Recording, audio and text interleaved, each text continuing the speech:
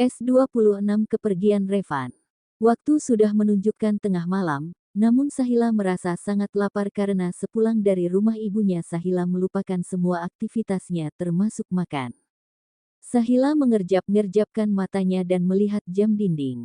Sudah pasti enggan dan malas untuk turun hanya untuk makan saja, namun cacing di perutnya semakin demo membuat Sahila beranjak dari ranjangnya. Sahila berjalan menuju dapur mencari makanan, tapi nggak ada sama sekali. Masak apa nih? Sambil mengetuk-ngetuk meja dapur. Otak Sahila mulai berputar mencari ide untuk memasak makanan yang mudah dan praktis. Akhirnya pilihannya jatuh pada telur ceplok. Ini nih, kalau lupa makan, telur ceplok pun jadi, gerutunya. Tanpa sadar Revan sudah berdiri di belakangnya, dan melihat semua tingkah maupun ucapannya. Kenapa cemberut? Itu kan salah kamu sendiri, selalu lupa waktu. Tadinya aku mau bangunin, tapi aku takut ganggu. Ya udah aku makan malam dengan papa sendirian, ujar Revan sambil mengambil air minum. Sejak kapan kamu di sini? Tanya Sahila sinis. Sejak kamu keluar kamar, aku langsung ikut turun, dan aku mendengar semuanya apa yang kamu katakan. Apa? Jadi dia ngikutin aku, untung saja aku nggak bicara ngelantur. Cepat makan, nanti keburu dingin, ucap Revan sambil mengambilkan nasi untuk Sahila. Setelah masuk kamar, Sahila langsung memasang jam wekernya. Kali ini langsung diletakkan di atas bantal di sampingnya takut kesiangan. Benar saja, jam wiker itu langsung membangunkan dari tidurnya. Seperti biasa, Sahila langsung membantu Bibi untuk masak di dapur. Wah tumben Bi, nonamu ini bangun pagi, biasanya selalu lupa. Apalagi semalam dia begadang gara-gara kelaparan, ucap Revan dari belakang membuat Sahila malu. Betul itu Non. Sahila hanya tersenyum dan menatap tajam Revan. Ini mas kopinya, sambil menyodorkan kopi panas di depan Revan. Lain kali jangan bilang sama orang lain, aku kan malu, dikiranya nanti aku cewek yang doyan makan, bisiknya tepat di telinga Revan. Baiklah Nona, aku akan mematuhi perintahmu. Lain kali aku nggak akan bilang sama siapapun kalau Nona takut malu, Revan mengucapkannya dengan lantang membuat Bibi tertawa. Mas, nggak lucu, itu namanya bukan mematuhi, tapi melanggar, kamu lihat Bibi menertawakanku. Itu yang aku mau, bisiknya. Setelah semua rapi, Revan nungguin Mike datang dan Sahila pun seperti biasa nungguin Iwan, karena setiap hari Iwan selalu datang menjemputnya. Tapi kali ini Mike datang duluan, sedangkan Sahila masih mematung. Apa kamu mau bareng kita saja Sa? Ini sudah kesiangan untuk ke kampus, aku takutnya kamu terlambat, ajak Revan. Sahila mengangguk. Sahila langsung masuk tanpa memikirkan Iwan, karena dalam pikirannya hanya takut terlambat. Setelah mobil Revan melaju ke jalan raya barulah Iwan masuk gerbang rumah Pak Cakra. Ada sedikit kekecewaan setelah tahu Sahila pergi dengan Revan, namun apa daya semua sudah terjadi. Apa kamu nggak menghubungi Iwan? Nanti takutnya dia jemput ucap Revan mengingatkan. Nggak usah mas, nggak apa-apa kok, lagian mungkin Kak Iwan sibuk dan nggak bisa jemput aku, jawabnya cuek. Tapi kalau nanti dia marah gimana? Revan mulai khawatir. Mas Revan tenang aja, biar aku nanti yang bilang sama dia. Sebenarnya ada rasa gelisah di hati Revan, takut Iwan salah faham padanya. Revan gak mau gara-gara kejadian itu membuat persahabatannya dengan Iwan semakin menjauh. Setelah mengantar Sahila, Revan menghubungi Iwan, namun sayang teleponnya gak diangkat juga. Akhirnya Revan mengirim pesan untuk Iwan. Maaf bro, Sahila berangkat bareng aku dan Mike, takutnya terlambat, soalnya dia nungguin kamu lama. Jadi aku minta maaf untuk ini, itulah isi pesan Revan untuk Iwan. Namun tak ada balasan dari Iwan. Setibanya di kantor, Revan duduk di kursi kebesarannya dan mulai bergelut dengan pekerjaannya. Tak berselang lama, ada yang mengetuk pintu dan pastinya itu bukan Mike, karena yang dia tahu Mike itu nggak punya akhlak untuk mengetuk pintu. Masuk, jawabnya, namun matanya masih fokus dengan laptopnya. Wah, wah wah. Ucap sang tamu sambil tepuk tangan.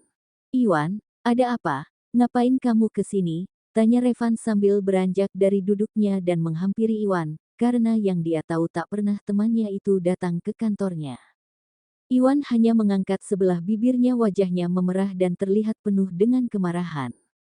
Jangan pura-pura nggak tahu apa tujuanku kemari, kamu sudah tahu kalau Sahila itu pacarku, tapi kamu masih saja mendekatinya, ucapnya sambil memutari Revan yang berdiri di depannya. Apa maksud kamu?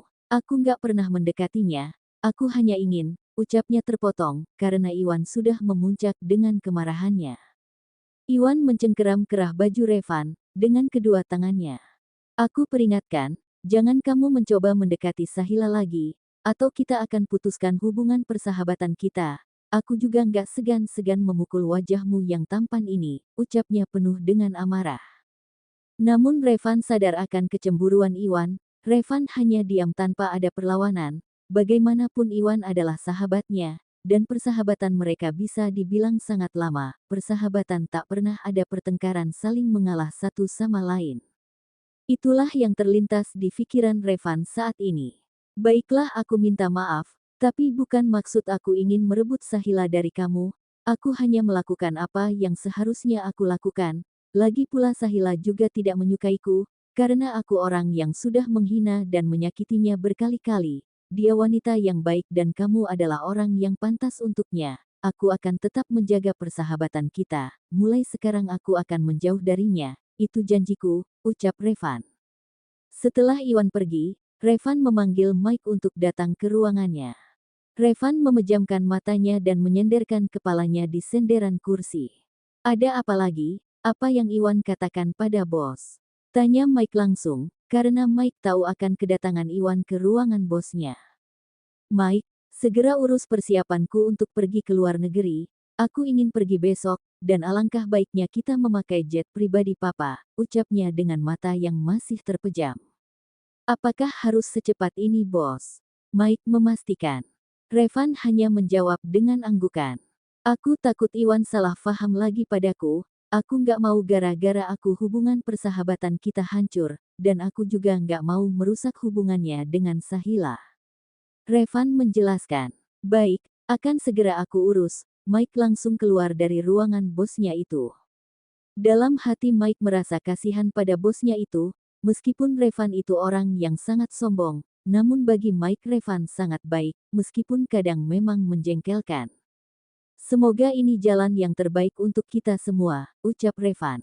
Dengan wajah lelahnya Revan menyusuri setiap anak tangga rumahnya. Perasaan yang teramat sedih yang dia rasakan saat ini membuatnya putus asa, ingin rasanya menghilang dari muka bumi. Seketika itu juga, melihat wajah Sahila yang begitu ceria membuat hatinya semakin pilu. Hanya ada senyum paksaan yang Revan tampilkan saat bertemu dengan Sahila. Mas baru pulang? Tanya Sahila saat tak sengaja berpapasan dengannya. Lagi-lagi hanya anggukan tanpa suara. Sahila pun sedikit merasa aneh dengan sikap Revan. Kenapa dengan Mas Revan? Apa dia ada masalah di kantor? Nggak biasanya dia seperti ini, batinnya sambil melihat Revan dari belakang. Sesampainya di kamar, Revan mengambil koper besarnya dan mengemas semua baju yang ada di lemarinya. Ini adalah malam terakhirku tinggal di kamar ini, gumamnya sambil melihat setiap sudut kamar. Perjalanan hidup yang diharapkan tak sesuai dengan kenyataan. Merebahkan badan dan memejamkan mata itulah satu-satunya jalan untuk melupakan sejenak masalah yang dia rasakan saat ini. Menurut Bibi apa Mas Revan nggak terlihat aneh tadi? Tanya Sahila pada Bibi, karena takutnya dia salah sangka. Iya sih Non, dan Revan lebih pendiam. Biasanya kalau Bibi buka pintu dan Revan langsung bercandain Bibi. Nah tadi cuma diam saja, mungkin ada masalah kantor Non.